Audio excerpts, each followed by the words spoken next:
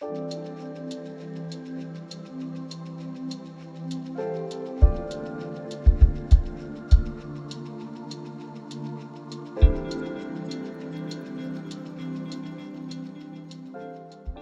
Samuel Waxman Cancer Research Foundation it's actually based in New York. Sam Waxman is at Mount Sinai, and he is a cancer physician who really just felt, I think, years ago that there were not enough drugs for his patients. And so he got involved in what I like to call discovery science and trying to sort of enable people to come together from different areas of expertise and try to get them to meet once a year in New York, give them a grant that would let them pursue projects that were outside of what anything NIH would fund or anything like that. And so he has really, just eclectic scientific interests, I think. Like, cancer basically evolves when you get mutations, and then the cancer becomes sort of resistant to death. And he knew that some drugs that were working really well didn't just kill the cell, like stopping it growing, but it would convince the cell to differentiate. And then it would die, it would kill itself. So he kind of looked in places where, what are the drugs that work really well? Let's understand those. So I'm giving you a whole picture of his, foundation.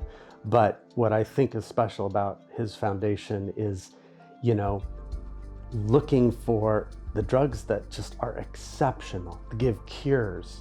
And then let's understand those, apply those lessons to other drugs, and discover new ones. Yeah. KRAS is kind of a really central player in how we learned about cancer, actually. And it's the first human mutation in an oncogene to be discovered. So the very first time we pinpointed this is a cause of human cancer. Pretty remarkable that it has that sort of importance in the history of cancer. It was then, later, after all the cancer sequencing gets done, they keep finding KRAS mutations, KRAS mutation, KRAS mutation. So it became not only the first oncogene, but it's the most common oncogene. It far outpaces all the others. So it was kind of crazy that we didn't have a way to inhibit it for all these years. So that's kind of what is probably behind a lot of the kind of, excitement over the drug now, because it was sitting there. It was, we think there's about 18 million cases of cancer in the world a year, and probably 3 million cases a year are caused by KRAS mutations. So it's a pretty stunning kind of focal point for cancer cells.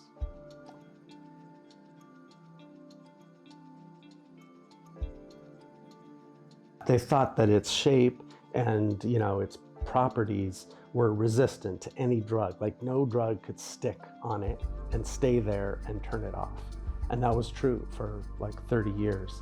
And what we did was we said, well, there's got to be some opening. There's got to be some chance that some form of this protein, we can get a chemical to start with.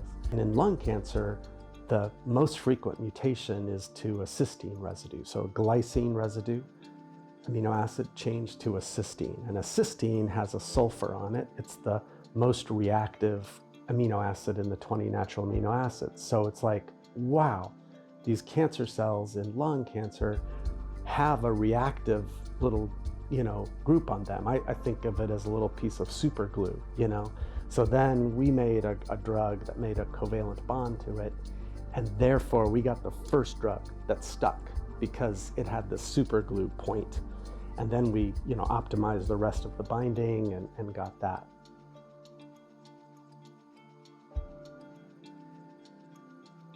It's funny, undruggable, it means slightly different things to different people.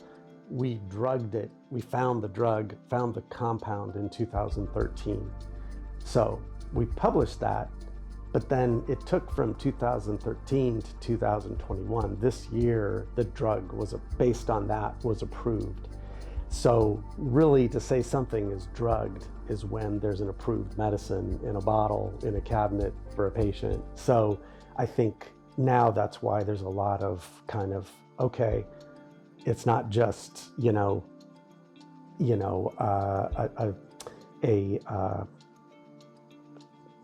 a tool, a sort of early stage thing. This means it's real.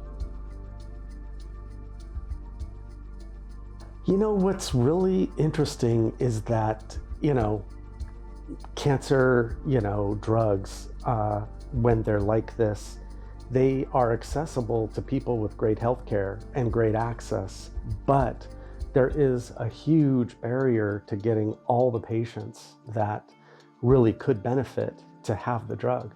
So there's a lot of patient organizations working, one that was started to beat KRAS. They're called KRAS kickers.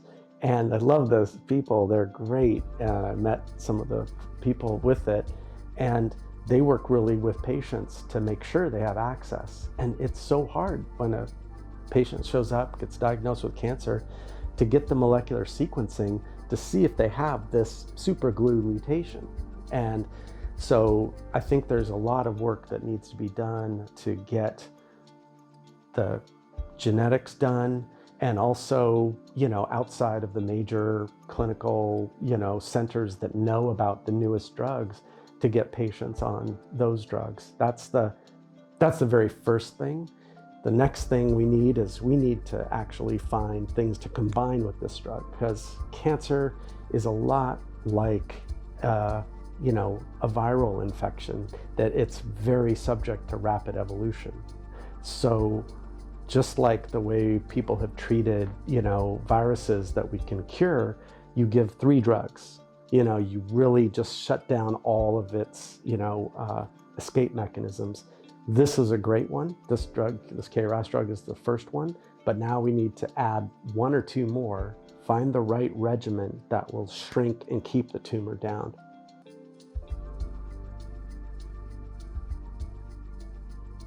What people are kind of realizing is biology is fixed, right? We have a set number of genes in the human genome.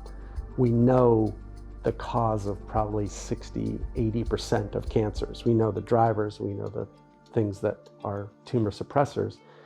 The only thing we really can change is the chemistry. So now that that's opened up, or I think that's a really, that's gonna mean we can get more, disease control, but really what we're after is a cure, which I think you only get a cure when you leverage something in the body that's already there, like the immune system. We see cures in the immune oncology space, but if we can learn more of that, leverage the immune system, leverage the small molecule drugs, focus on the genetic drivers, then we'll really make big progress. What it means, I like particularly about it, is it means my students get some recognition for the discoveries and the hard work they put in. And it's John Ostrom and Ulf Peters, the people that really drove the project, and my colleagues at the company we started, Ili Yu and Ping De Ren. I really without them it would have never made it. They took a very, sort of touch and go kind of early drug and just polished it until it was too bright for other people to ignore. So I like that. I really appreciate the recognition for the early discovery. I also like that there's some recognition for early discoveries and not just, putting the final pill in the bottle. Because I think what we really did was we just said, well, here's one path, and it looks like if we stay on this path, we'll get the drug, and we did. So I love that about it. I love hearing the patients. You know, one of my colleagues at UCSF at a little function last week told me that his neighbor had a G12C mutation, and he wrote me about 1.5 years ago and said, Kevan, what do we do? And he said, I knew this was the mutation, you know, that you worked on. So I told him who to contact. She got enrolled at UCSF. She got the last slot in the clinical trial, and then has been, you know, very, very good tumor control. So